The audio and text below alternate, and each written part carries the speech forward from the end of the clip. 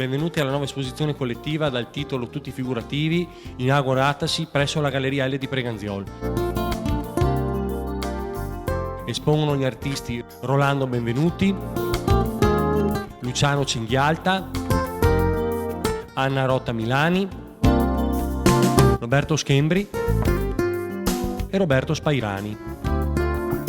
Il pavese Roberto Spairani intende l'arte come una manifestazione della propria genialità, che gli permette di generare composizioni impostate su continui contrasti cromatici. I suoi soggetti più ricorrenti sono gli animali, che con i loro sguardi, simili alle espressioni del volto umano, ammiccano e affascinano l'osservatore, trasportandolo in un mondo sia emozionale, sia simbolico e surrealista. Quando invece l'artista vuole far emergere un fruitore, rimandi alla storia dell'arte, misti alla malinconia dei soggetti, riprende opere del passato e ce le ripropone in modo attento, in particolar modo nella cura dei particolari e nelle espressioni.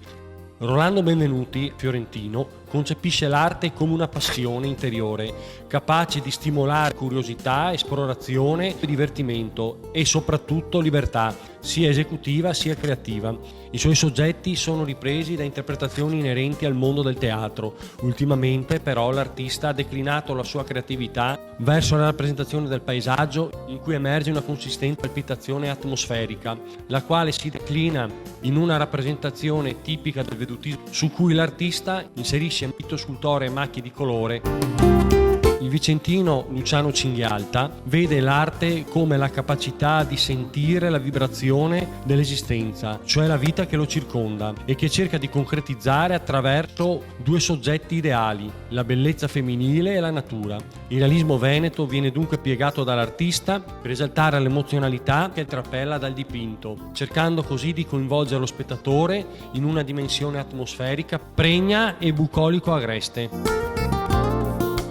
Per il siciliano Roberto Schembri, l'arte è creazione, intesa come la possibilità di poter esprimere attraverso forme un'espressione estetica ed emotiva. Dunque, per l'artista, l'arte ha la funzione di rappresentare in primo luogo l'esigenza del creatore stesso, senza però tralasciare la forte capacità comunicativa che il dipinto deve emanare. Non ha dunque un soggetto ideale, perché la sua curiosità e il desiderio di cimentarsi lo portano ad indagare tutto ciò che lo circonda, grazie anche ad un sapiente uso dei colori della scuola siciliana.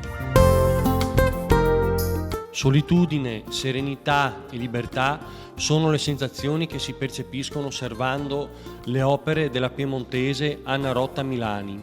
L'artista cerca attraverso l'arte di stabilire una condivisione sensibile con l'osservatore attraverso la rappresentazione della natura, in particolar modo del paesaggio innevato. Il paesaggio dunque diventa un tramite per veicolare significati pregni ed intensi, dunque si protende nel tentativo di stabilire un legame con chi guarda le sue opere, capace di veicolare momenti di edulcorante e romantica piacevolezza.